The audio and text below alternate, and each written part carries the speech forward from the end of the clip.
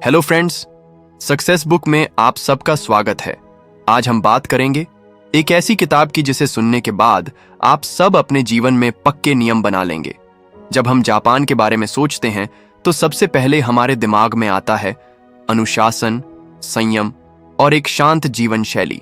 क्या आपने कभी सोचा है कि एक ऐसा देश जो तकनीक, कला, स्वास्थ्य और दीर्घायु में दुनिया से आगे है, उसकी जीवन शैली का रहस्य क्या है?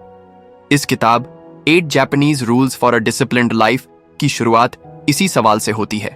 हम सभी चाहते हैं कि हमारी जिंदगी में स्थिरता हो, आत्मसंयम हो और भीतर से एक ऐसी शक्ति हो जो हमें हर दिन सही दिशा में आगे बढ़ने की प्रेरणा दे। लेकिन आधुनिक जीवन की आपाधापी, व्यस्त दिनचर्या और सोशल मीडिया के शोर में ये सब खोता जा रहा है। ऐसे में जापान की सदियों पुरानी जीवन शैली हमारे लिए एक प्रकाश स्तंभ बन सकती है। इस किताब में शामिल 8 जापानी सिद्धांत केवल कुछ नियम नहीं हैं, ये एक जीवन जीने की कला है। ये सिद्धांत हमें सिखाते हैं कि हम अपने दिन की शुरुआत कैसे करें, मुश्किल समय में खुद को कैसे संभालें, छोटी छोटी आदतों से बड़ी सफलताएं कैसे बनाएं और कैसे हर परिस्थिति में मानसिक शांति बनाए रखें। यहां बात सिर्फ टाइम टेबल बनाने या अलार्म पर उठने की नहीं है, यहां बात उस आंतरिक अनुशासन की है जो किसी इंसान को अंदर से बदल देता है। जापान में हर बच्चा, हर कर्मचारी, हर बुजुर्ग, सब किसी न किसी रूप में इन नियमों को अपने जीवन में उतार चुके होते हैं। यही कारण है कि उनका जीवन इतना संतुलित, इतना सधा हुआ और इतना सुंदर दिखता है। यह किताब आपको सिर्फ नियम नहीं बताती, बल्कि हर सिद्धांत के पीछे छुपी भावना और सोच को भी उजागर करती है। जैसे इकिगाई, आपका उद्देश्य, आपकी सुबह का कारण। यह केवल करियर से जुड़ी बात नहीं है, यह उस ऊर्जा की बात है जो आपको हर सुबह उठने के लिए प्रेरित करती है। काइज़ेन, निरंतर सुधार। इसका मतलब यह नहीं कि आप एक ही दिन में पूरी जिंदगी बदल दें, बल्कि हर दिन खुद को थोड़ा बेहतर बनाएं। वाबी साबी सिखाता है कि अपूर्णता में भी सौंदर्य है, और गमन हमें बताता है कि धैर्य और सहनशीलता ही सबसे बड़ी शक्ति है। और यही बातें इस किताब को एक सामान्य सेल्फ हेल्प किताब से अलग बनाती हैं। आप चाहे एक स्टूडेंट हों या बिजनेसमैन, एक गृहिणी हों या कलाकार, ये जापानी सिद्धांत हर किसी की जिंदगी को नया आकार दे सकते हैं। आपने कभी महसूस किया है कि हम कितना समय अपने मोबाइल में, टीवी पर या बिना उद्देश्य के बातों में बर्बाद कर देते हैं और फिर अंत में पछताते हैं कि दिन कैसे निकल गया? जापान हमें सिखाता है कि हर क्षण का मूल्य क्या है। वे अपने हर कार्य को इस तरह करते हैं जैसे वह कोई कला हो, चाहे वह खाना बनाना हो, सफाई करना हो या सिर्फ चाय पीना। यह किताब आपको यही एहसास कराएगी कि आपके हर छोटे से छोटे कार्य में भी एक सुंदरता और गहराई छुपी होती है। इस किताब की खूबी यह है कि इसे पढ़ते समय आपको लगेगा कि कोई आपका हाथ पकड़कर आपको एक नई दुनिया में ले जा रहा है। एक ऐसी दुनिया जहां हर दिन के मायने हैं, जहां आप भागते नहीं बल्कि ठहर कर महसूस करते हैं, जहां लक्ष्य केवल सफलता नहीं बल्कि संतुलन और शांति है। और यह बदलाव आपको डराएगा नहीं बल्कि प्रेरित करेगा, क्योंकि यह कोई भारी भरकम नियम नहीं है। ये छोटी छोटी बातें हैं जिन्हें आप अपने रोजमर्रा के जीवन में बिना किसी बोझ के अपना सकते हैं। यही वजह है कि जापानी जीवन शैली सिर्फ अनुशासन नहीं सिखाती, वह आत्मा को एक गहराई से जोड़ देती है। जैसे जैसे आप इस किताब के पन्ने पलटेंगे, आपको लगेगा कि यह कोई कहानी नहीं बल्कि आपकी खुद की यात्रा है, उस यात्रा की शुरुआत जो आपको अपने असली रूप तक पहुंचाएगी। यह किताब आपको बताएगी कि खुद को समझना, खुद पर काम करना और खुद से प्यार करना ही असली अनुशासन है। आप जानेंगे कि शांत रहना कमजोरी नहीं बल्कि सबसे बड़ी ताकत है। आप जानेंगे कि सफलता का रास्ता किसी बड़े कदम से नहीं बल्कि रोज के छोटे छोटे अभ्यासों से बनता है। और सबसे अहम बात, आप जानेंगे कि जीवन को केवल जीना नहीं है, उसे गहराई से महसूस करना है। 8 Japanese rules for a disciplined life एक किताब नहीं, एक अनुभव है। यह आपको आपके भीतर की उस शक्ति से मिलवाएगी जिसे आप अब तक पहचान नहीं पाए थे। यह आपकी सोच को नए ढंग से आकार देगी, आपके दिन को एक नई दिशा देगी और आपको वह इंसान बना देगी जो आप हमेशा से बनना चाहते थे। शांत, संयमी, आत्मविश्वासी और पूरी तरह से जागरूक। जब पहली बार मैंने इकिगाई शब्द सुना तो बस इतना सोचा कि यह कोई जापानी भाषा का एक और जटिल शब्द होगा। लेकिन जैसे जैसे मैंने इसके बारे में पढ़ा और समझा, मुझे एहसास हुआ कि यह शब्द केवल जापानी संस्कृति का हिस्सा नहीं है। यह एक ऐसी भावना है जो हमारी पूरी जिंदगी बदल सकती है। इकिगाई का अर्थ होता है वो वजह जिसके लिए आप हर सुबह उठते हैं, यानी जिंदगी का उद्देश्य। एक ऐसा निजी कारण जो आपके भीतर से आपको खींचता है, प्रेरित करता है और आपको हर दिन कुछ बेहतर करने की चाह देता है। आज जब हम में से ज्यादातर लोग बिना उद्देश्य के दिन काट रहे हैं, तब इकिगाई एक रोशनी की तरह है जो अंधेरे में रास्ता दिखाती है। मैंने देखा है कि हम अक्सर दूसरों के बनाए रास्तों पर चलते हैं, माता पिता की इच्छाएं, समाज के नियम और दुनिया की रफ्तार। लेकिन इकिगाई हमें हमारे अपने अंदर झांकने को कहता है।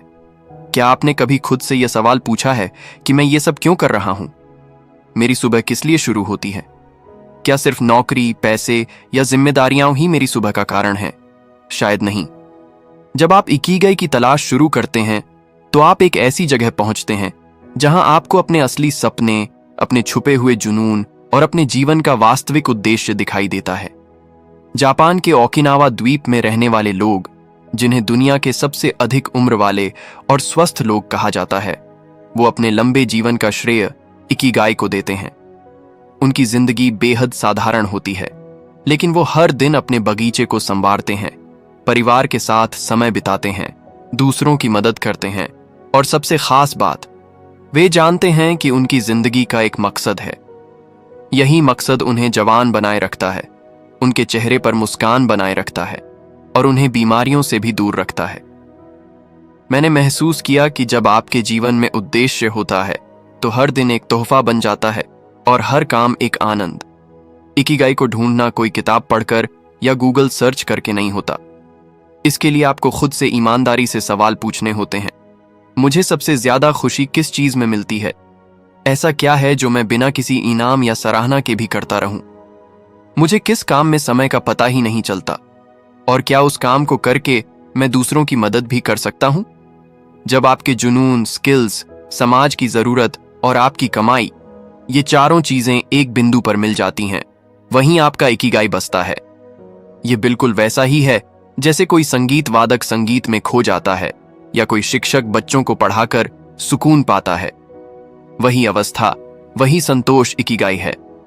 मैं मानता हूं कि शुरुआत में यह खोज थोड़ी उलझन भरी होती है। हम इतने सालों तक सिर्फ वही करते रहे हैं जो जरूरी था, जो करना पड़ा, कि अब जब खुद की पसंद या उद्देश्य की बात आती है तो हमें कुछ सूझता नहीं। लेकिन यही तो असली खोज है, खुद को खोजने की, अपनी आत्मा की आवाज को सुनने की। ये किताब और खास तौर पर यह पहला अध्याय आपको उस खोज की शुरुआत में साथ देगा। जैसे जैसे आप आगे बढ़ेंगे, आप अपने भीतर के उस हिस्से से जुड़ने लगेंगे जो अब तक दबा हुआ था, वो हिस्सा जो जीवन को सिर्फ काटता नहीं बल्कि गहराई से जीना चाहता है।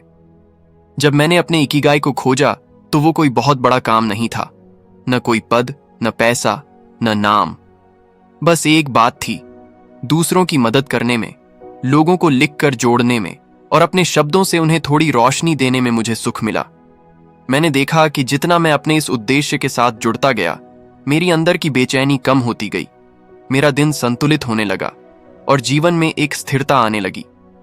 अब सुबह उठना सिर्फ अलार्म का जवाब नहीं था, वो एक बुलावा था उस उद्देश्य की ओर जिसने मुझे नया अर्थ दिया।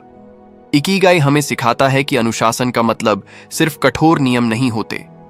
जब आप अपने उद्देश्य से जुड़ जाते हैं तो अनुशासन अपने आप आ जाता है। फिर आप आलस नहीं करते, भटकते नहीं, टालते नहीं, क्योंकि आपका हर दिन, हर सुबह, हर सांस उस मकसद से जुड़ी होती है जो आपको अंदर से जीवित रखती है। यही कारण है कि जापानी जीवन शैली में इकिगाई को पहला और सबसे अहम नियम माना गया है। ये एक साधारण शब्द नहीं, ये एक आंतरिक आग है जो एक बार जल गई तो पूरी जिंदगी को रोशन कर देती है। इस पहले अध्याय का उद्देश्य आपको बस यही एहसास दिलाना है कि आपके जीवन का एक उद्देश्य है। वो छोटा हो सकता है लेकिन गहरा होगा। अब वक्त है खुद से जुड़ने का, उस ऊर्जा को पहचानने का और अपनी सुबहों को एक नई रोशनी देने का। इकिगाई सिर्फ जापानियों की चीज नहीं, यह हर उस इंसान की धड़कन बन सकता है जब पहली बार मैंने काइजन के बारे में पढ़ा तो मुझे यकीन नहीं हुआ कि इतनी साधारण सी दिखने वाली सोच किसी इंसान की पूरी जिंदगी को कैसे बदल सकती है। काइजन का मतलब है निरंतर सुधार, यानी हर दिन हर क्षण खुद को थोड़ा सा बेहतर बनाना। न कोई बड़ा बदलाव, न कोई भारी भरकम फैसला, सिर्फ एक छोटा कदम जो धीरे धीरे आपको उस मुकाम तक ले जाए जहां आप जाना चाहते हैं। आज के समय में जहां लोग फटाफट परिणाम चाहते हैं, काइजन हमें सिखाता है कि असली बदलाव धीरे धीरे एकदम शांति से आता है, लेकिन स्थायी होता है, और यही उसे इतना खास बनाता है। हम में से अधिकतर लोग तभी कुछ करते हैं जब हालात बिगड़ जाते हैं। जब वजन बहुत बढ़ जाता है तब डाइट शुरू करते हैं। जब रिश्ते टूटने लगते हैं तब बात करने की कोशिश करते हैं। जब काम हाथ से निकल जाता है तब टाइम मैनेजमेंट याद आता है। लेकिन काइजन एक बिल्कुल अलग रास्ता दिखाता है। यह कहता है, क्यों ना हर दिन बस एक छोटी सी चीज बेहतर की जाए, चाहे वो 1 मिनट का व्यायाम हो, एक शब्द का अध्ययन हो, या किसी के लिए बस एक बार मुस्कुरा देना हो। छोटे छोटे इन बदलावों का असर इतना गहरा होता है कि कुछ ही महीनों में आपकी पूरी सोच, आपकी आदतें और आपका जीवन बदलने लगता है। मैंने खुद इस सिद्धांत को तब अपनाया जब मेरी जिंदगी पूरी तरह से असंतुलित हो गई थी। काम का प्रेशर, निजी उलझने और भीतर एक खालीपन, सबने मिलकर मुझे थका दिया था। मैं हर दिन सोचता, अब बहुत हुआ, कल से सब बदल दूंगा। लेकिन हर बार कल भी वैसा ही निकल जाता जैसा आज था। फिर काइजन ने मेरी सोच बदली। मैंने ठान लिया कि मैं बड़े बदलावों की बजाय छोटे सुधार शुरू करूंगा। सबसे पहले मैंने सुबह उठते ही सिर्फ 5 मिनट स्ट्रेचिंग करना शुरू किया। फिर हर दिन एक नया शब्द पढ़ना, और फिर हर शाम एक बार खुद से बात करना कि आज क्या थोड़ा बेहतर किया। शुरुआत में यह बहुत मामूली लगा। मुझे खुद भी शक हुआ कि क्या इससे कुछ बदलेगा। लेकिन हफ्ते 2 हफ्ते बीतते ही कुछ अंदर से बदलने लगा। मेरी नींद बेहतर हुई, मेरा ध्यान थोड़ा स्थिर हुआ, और मेरे फैसले ज्यादा स्पष्ट होने लगे। ऐसा लगा जैसे मैं खुद को फिर से जान रहा हूं। यही है काइजन का कमाल। यह बिना शोर किए चुपचाप आपकी जिंदगी में बदलाव लाता है। जापान में यह सिद्धांत सिर्फ व्यक्तिगत विकास तक सीमित नहीं है। वहां की कंपनियां, स्कूल, अस्पताल सब काइजन के सिद्धांत पर चलते हैं। हर कर्मचारी को यह हक होता है कि वह किसी भी व्यवस्था में सुधार का सुझाव दे सकता है, चाहे वह छोटा हो या बड़ा। उनका मानना है कि हर इंसान में सुधार की क्षमता है और हर प्रक्रिया में सुधार की गुंजाइश है। यही वजह है कि जापानी उत्पादन प्रणाली, सेवा और तकनीक इतनी कुशल और बेहतरीन मानी जाती है। काइजन हमें यह भी सिखाता है कि असफलता तब नहीं होती जब आप गिरते हैं, बल्कि तब होती है जब आप दोबारा उठने की कोशिश नहीं करते। छोटे कदम आपको डराते नहीं हैं, वे आपको प्रेरित करते हैं। हम अक्सर इसलिए चूक जाते हैं क्योंकि हम सोचते हैं कि एक साथ सब कुछ बदल देना पड़ेगा। लेकिन सच ये है कि हमें बस शुरुआत करनी होती है, चाहे वह कितनी ही छोटी क्यों ना हो। और जब आप लगातार सुधार करते हैं तो आपका आत्मविश्वास बढ़ता है। आप खुद पर भरोसा करना सीखते हैं। फिर आपको किसी बड़े बाहरी मोटिवेशन की जरूरत नहीं रहती, क्योंकि आपकी प्रगति ही आपकी प्रेरणा बन जाती है। काइजन की असली सुंदरता इसकी सादगी में है। आप इसे अपनी किसी भी आदत पर लागू कर सकते हैं, पढ़ाई में, फिटनेस में, रिश्तों में, समय प्रबंधन में या अपने काम में। बस हर दिन खुद से एक सवाल पूछिए, क्या आज मैंने कुछ बेहतर किया? और जवाब अगर हाँ में हो तो आप सही रास्ते पर हैं। अगर नहीं तो कोई बात नहीं, अगला मौका फिर आएगा और आप उसे पकड़ लेंगे। यही निरंतर सुधार का मूल है। कोई प्रतिस्पर्धा नहीं, कोई दबाव नहीं, सिर्फ खुद के साथ ईमानदारी और एक सच्चा प्रयास। आज जब हम एक तेज भागती दुनिया में जी रहे हैं, जहां लोग सफलता को मीलों लंबी छलांग से मापते हैं, काइजन हमें सिखाता है कि असली ताकत छोटे छोटे कदमों में है।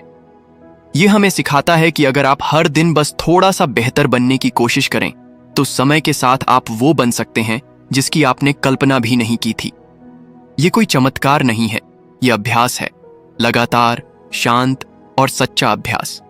और यही काइजन का जादू है।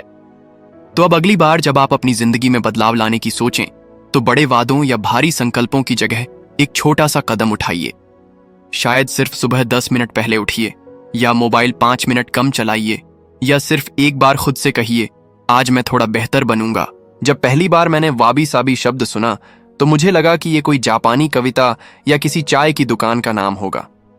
लेकिन जैसे जैसे मैंने इसके अर्थ को समझना शुरू किया, मुझे एहसास हुआ कि ये शब्द अपने भीतर जिंदगी का एक बेहद गहरा दर्शन समेटे हुए है। वाबी साबी कोई नियम नहीं, कोई तकनीक नहीं, बल्कि देखने और जीने का एक नजरिया है। ये हमें सिखाता है कि अपूर्णता, अस्थायित्व और सादगी में भी सुंदरता होती है।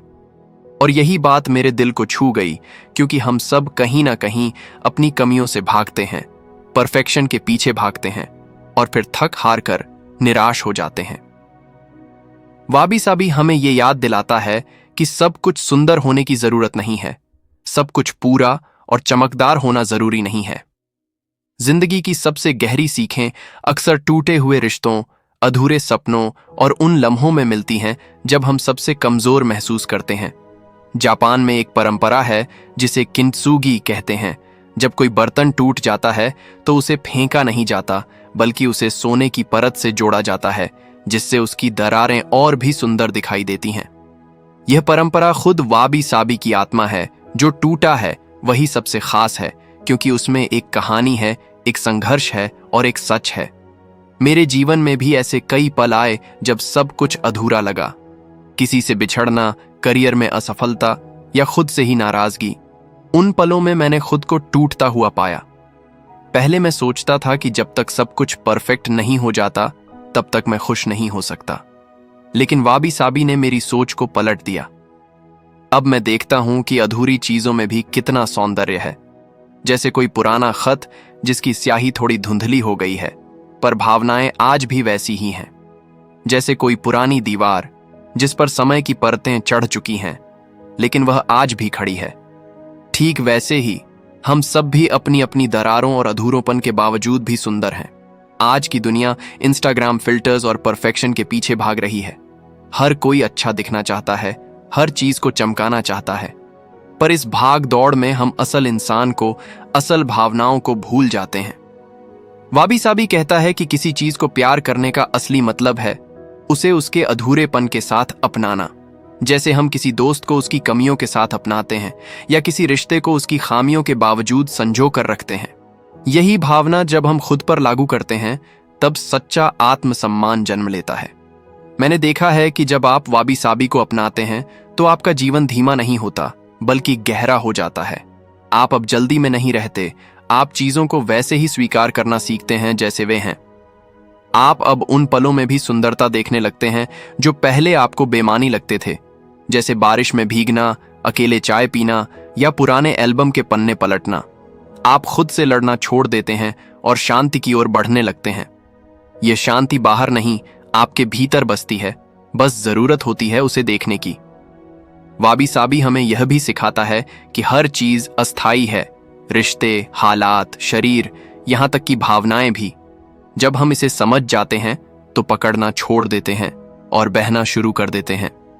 तब हम चीजों को वैसे ही स्वीकार करना सीखते हैं जैसे वे हमारे जीवन में आती हैं और जैसे वे चली जाती हैं।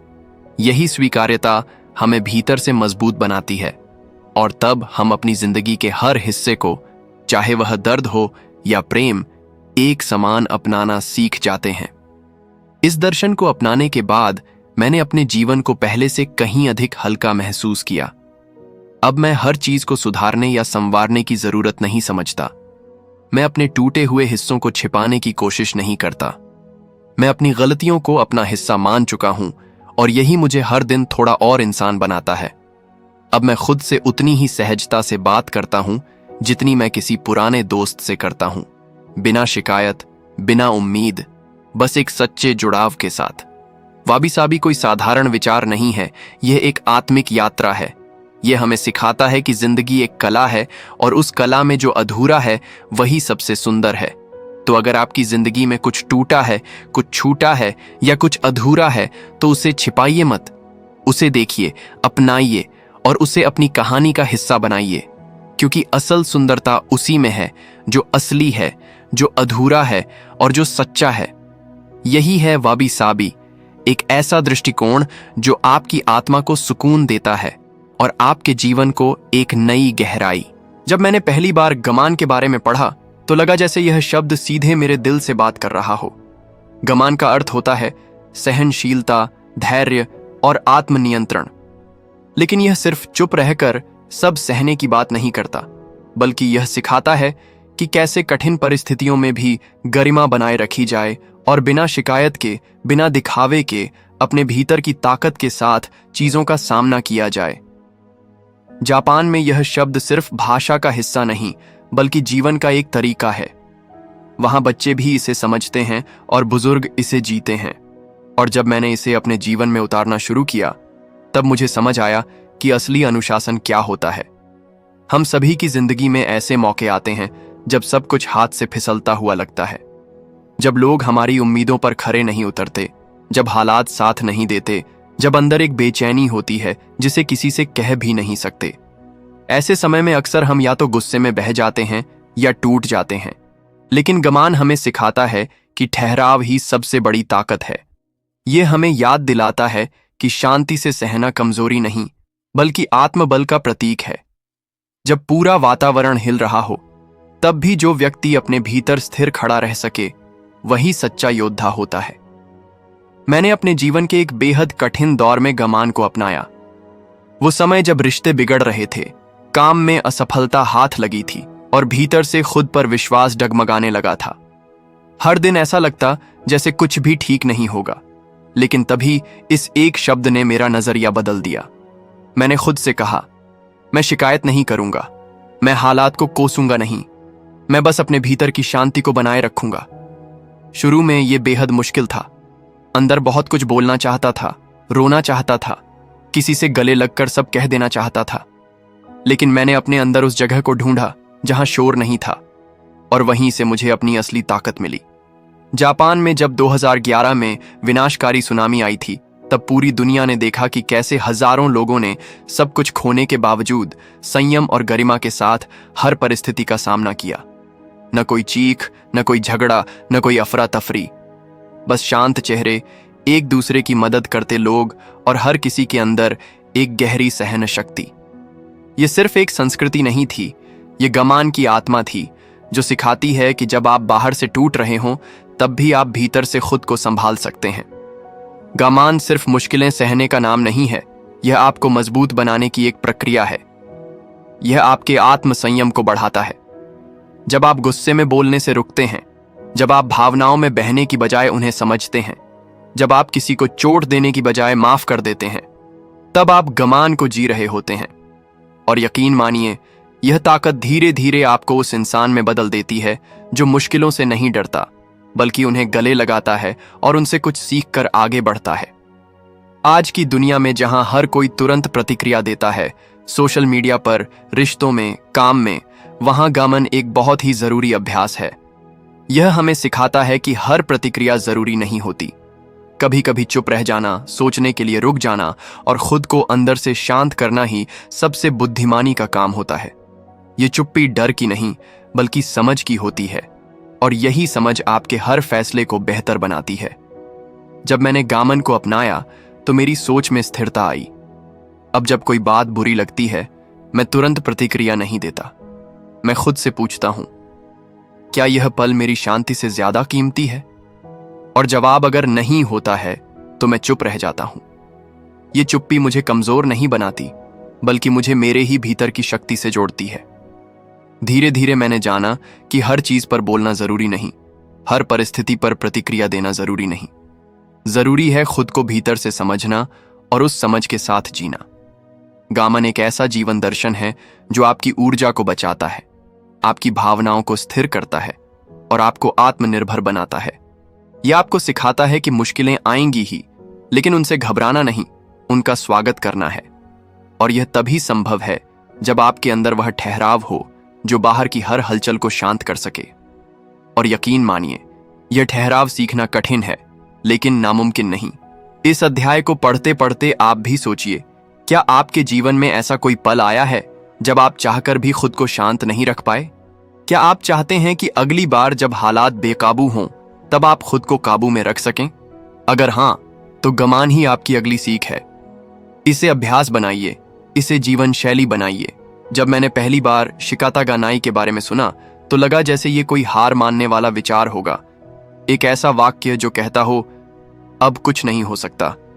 लेकिन जैसे जैसे मैंने इसे समझा, मुझे एहसास हुआ कि यह जापानी दर्शन असल में स्वीकार्यता की सबसे गहरी और सशक्त भावना को दर्शाता है। इसका अर्थ होता है जो नहीं बदला जा सकता उसे स्वीकार करना। सुनने में यह शब्द सरल लगता है, लेकिन इसे जीना बहुत ही गहरा और मजबूत बनाता है। यह वह सोच है जो इंसान को उन परिस्थितियों में भी संभाले रखती है जहां कुछ भी उसके बस में नहीं होता। हम में से हर किसी की जिंदगी में कुछ ऐसे पल आते हैं जब हालात हाथ से निकल जाते हैं, जब आपने पूरी मेहनत की, सब कुछ सही किया, फिर भी नतीजे वैसे नहीं आए जैसे सोचे थे, या जब किसी अपने को खो दिया, कोई रिश्ता टूट गया या कोई सपना अधूरा रह गया। ऐसे समय में अक्सर हमारा पहला रिएक्शन होता है गुस्सा, निराशा या खुद को दोष देना। लेकिन शिकाता गनाई हमें सिखाता है कि अगर किसी चीज को बदलना हमारे हाथ में नहीं है, तो उसे स्वीकार करके आगे बढ़ना ही असली समझदारी है। मैंने इस दर्शन को अपने जीवन में तब समझा जब एक करीबी दोस्त को एक गंभीर बीमारी हो गई। मैंने, उसने और उसके परिवार ने हर मुमकिन कोशिश की, लेकिन हालात दिन ब दिन बिगड़ते गए। हम सब परेशान, थके और भावनात्मक रूप से टूटे हुए थे। एक दिन उसकी मां ने बस इतना कहा, शिकाता गानाई। मैंने उन्हें देखा, उनकी आंखों में आंसू थे, लेकिन चेहरा शांत था। उस वाक्य के पीछे न कोई हार थी, न कोई कड़वाहट, बस एक गहरी स्वीकृति थी कि कुछ चीजें हमारे नियंत्रण से बाहर होती हैं और उन्हें पकड़कर रोना नहीं, बल्कि उन्हें छोड़कर शांति से जीना होता है। शिकाता गाने का मतलब यह नहीं कि आप प्रयास छोड़ दें। यह मतलब नहीं कि आप अपने जीवन की बागडोर हालात के हाथ में दे दें, बल्कि यह सिखाता है कि जब आपने सब कुछ कर लिया हो और फिर भी चीजें आपके पक्ष में ना हों, तब खुद को दोष दिए बिना, रोए झगड़े बिना आप शांति से स्वीकार करें और जीवन को आगे बढ़ने दें। यह दर्शन आपको मानसिक आजादी देता है, क्योंकि जब आप किसी ऐसी चीज को पकड़कर बैठे रहते हैं जिसे आप बदल नहीं सकते, तो आप बस अंदर से थकते हैं। लेकिन जब आप उसे छोड़ देते हैं, तब अंदर एक अजीब सी हल्कापन महसूस होता है, जैसे किसी भारी बोझ को उतार फेंका हो। हम आज एक ऐसे युग में जी रहे हैं जहां हमें लगता है कि हर चीज हमारे कंट्रोल में होनी चाहिए। अगर कुछ गलत हो जाए तो या तो हम खुद को दोषी ठहराते हैं या दूसरों को। लेकिन शिकाता गानाई हमें बताता है कि कुछ परिस्थितियां ऐसी होती हैं जिनका कोई जवाब नहीं होता, और यह स्वीकार करना हमारी कमजोरी नहीं, बल्कि हमारी समझदारी है। यह हमें भीतर से मजबूत बनाता है, क्योंकि हम अब उस चीज से नहीं जूझ रहे जिसे हम जीत नहीं सकते। अब हम उस पर ध्यान दे रहे हैं जो हमारे बस में है, हमारी सोच, हमारी प्रतिक्रिया और हमारा अगला कदम। जब मैंने इसे अपनाना शुरू किया तो कई सालों की मानसिक थकान खत्म होने लगी। अब अगर कुछ वैसा नहीं होता जैसा मैंने चाहा था, तो मैं यह सोचने लगा, क्या यह मेरी शक्ति में था? और अगर जवाब नहीं होता तो मैं खुद को माफ कर देता, हालात को स्वीकार कर लेता और आगे बढ़ जाता। यह सोचने से मेरा फोकस शिकायतों से हटकर समाधान पर आने लगा। मेरी ऊर्जा अब समस्या को पकड़कर बैठने में नहीं, बल्कि खुद को सुधारने में लगने लगी। शिकाता गनाई हमें यह भी सिखाता है कि दुख जिंदगी का हिस्सा है, पर हर दुख में डूबे रहना जरूरी नहीं। हमें उसे महसूस करना है, उससे सीखना है और फिर उसे धीरे धीरे विदा करना है। यह दर्शन हर उस इंसान के लिए दवा है जो अपनी जिंदगी के किसी हिस्से को लेकर पछतावे में जी रहा है।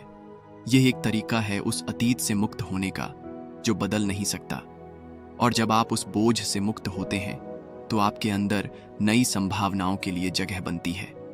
इस अध्याय का सार यही है कि जीवन हमेशा वैसा नहीं होता जैसा हम सोचते हैं, और जब वह वैसा नहीं होता तो हमें जिद नहीं करनी चाहिए कि सब कुछ हमारे अनुसार ही हो, बल्कि उस पल में शांत रहना, स्वीकार करना और आगे बढ़ना ही हमारी असली ताकत है।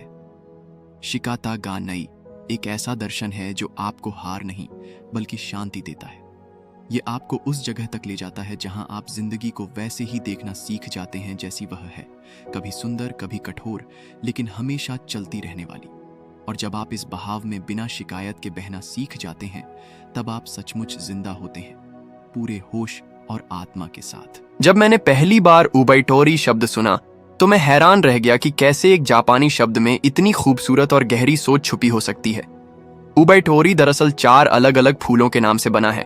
उमे प्लम, उमे एप्रिकॉट, बाई पीच और तोरी चेरी ब्लॉसम। ये चारों फूल एक ही मौसम में खिलते हैं, लेकिन हर एक का रंग, आकार और खुशबू अलग होती है। जापानी संस्कृति इन फूलों के जरिए एक बेहद महत्वपूर्ण जीवन सबक देती है। दूसरों से तुलना मत करो, हर इंसान की अपनी गति, खूबसूरती और यात्रा होती है। और यही उबैटोरी का संदेश है, खुद की रफ्तार पर भरोसा रखो, क्योंकि तुम भी खिलोगे, बस अपने समय पर। ये विचार मेरे लिए बिल्कुल नए थे, क्योंकि मैं भी उसी दुनिया का हिस्सा था जहां हर चीज एक रेस की तरह लगती है।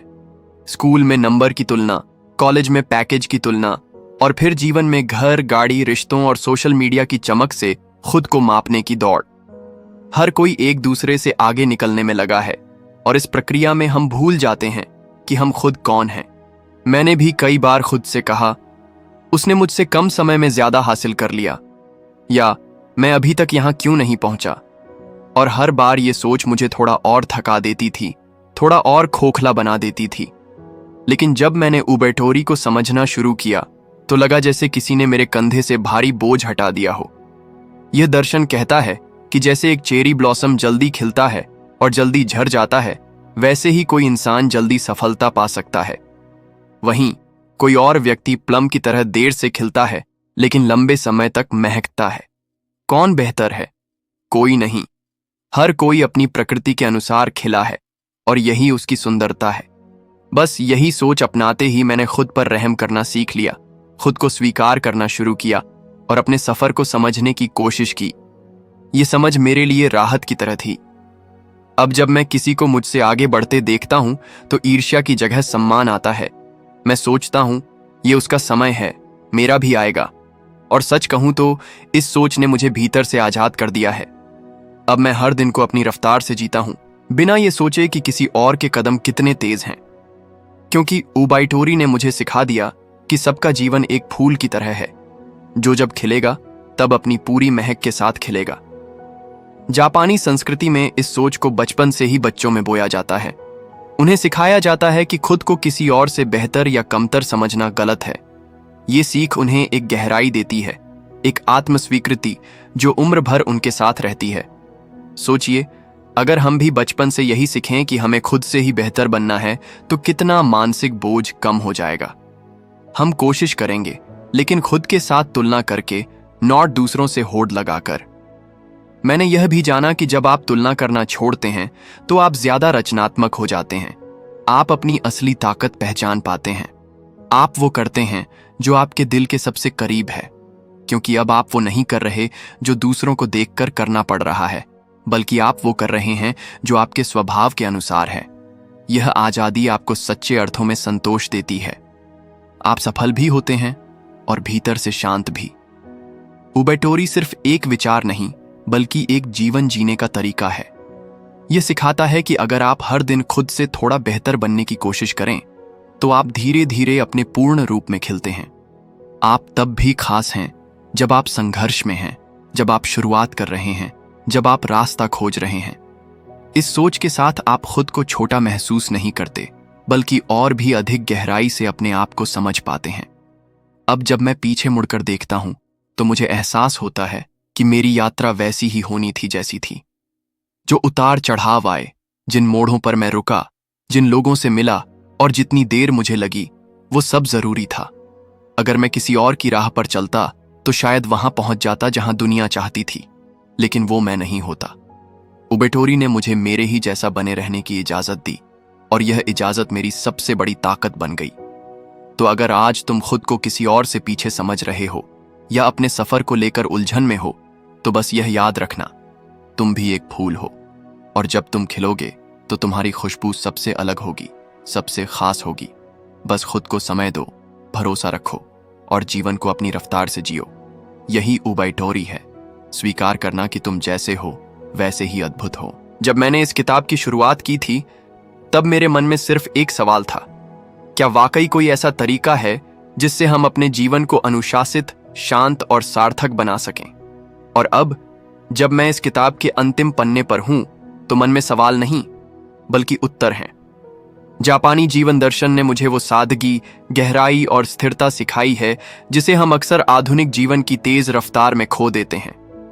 इन 8 सिद्धांतों को पढ़ते पढ़ते ऐसा महसूस हुआ जैसे मैं जीवन की एक ऐसी यात्रा पर निकल पड़ा हूं जहां हर मोड़ पर आत्मबोध, धैर्य और आत्मसंयम का एक नया आयाम खुलता है। इन अध्यायों को लिखते समय मैंने न केवल जापानी विचारधाराओं को समझा, बल्कि अपने ही जीवन को नए नजरिए से देखना शुरू कर दिया। मैं जानता हूं कि हम सभी अपनी अपनी जिंदगी में व्यस्त हैं, कभी करियर की दौड़ में, कभी रिश्तों की उलझनों में, कभी अपनी पहचान की खोज में।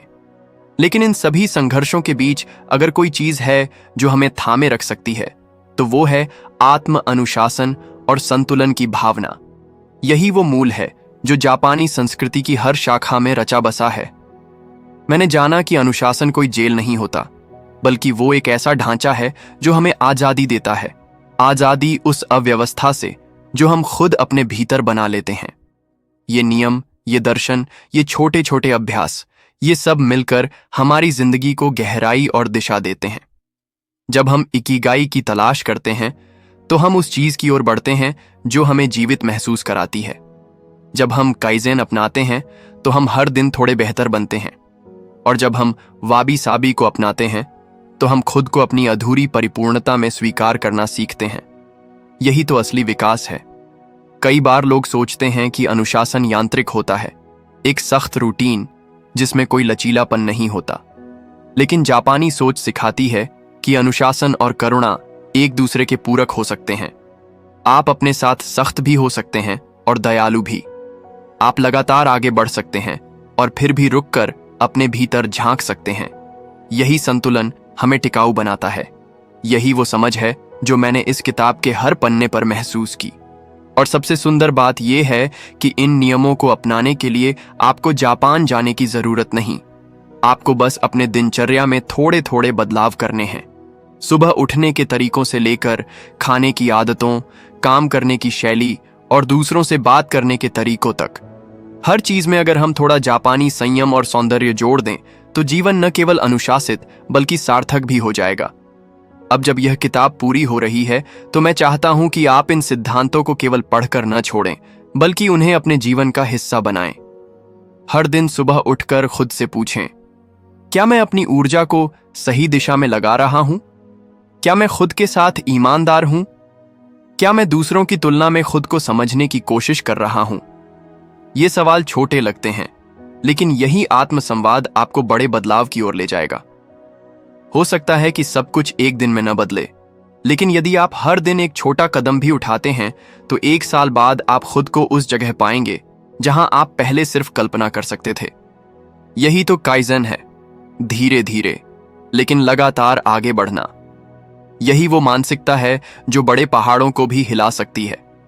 मेरी यही कामना है कि जब आप इस किताब को बंद करें तो उसके शब्द आपके दिल और जीवन में खुले रहें, कि जब आप अगली बार खुद को थका हुआ, परेशान या अस्थिर महसूस करें तो इन 8 जापानी नियमों की याद आए, कि आप उस शांति को महसूस कर सकें जो आत्म अनुशासन से मिलती है, और सबसे अहम कि आप खुद को समझने, स्वीकार करने और संवारने की उस यात्रा पर आगे बढ़ें जिसे आपने इस किताब के पहले पन्ने पर शुरू किया था। आपकी यह यात्रा कभी पूरी नहीं होती, क्योंकि एक अनुशासित जीवन कोई मंजिल नहीं बल्कि एक सुंदर रास्ता है।